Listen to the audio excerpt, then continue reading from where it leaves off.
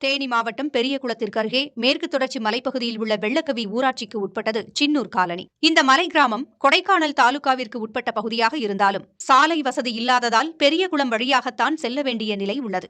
இந்நிலையில் மேற்கு தொடர்ச்சி மலைப்பகுதிகளில் தொடர்ந்து பெய்த கனமழையால் சின்னூர் காலனிக்கு செல்லும் வழியில் உள்ள கல்லாறு மற்றும் குப்பாம்பாறை ஆற்றில் வெள்ளப்பெருக்கு ஏற்பட்டது. இதனால் கடந்த 10 நாட்களாக மலை கிராம மக்கள் வெளியில் செல்ல முடியாத நிலை இருந்தது. இச்சூழலில் சின்னூர் காலனியைச் சேர்ந்த மாரியம்மாள் என்பவருக்கு உடல்நிலை பாதிக்கப்பட்டது.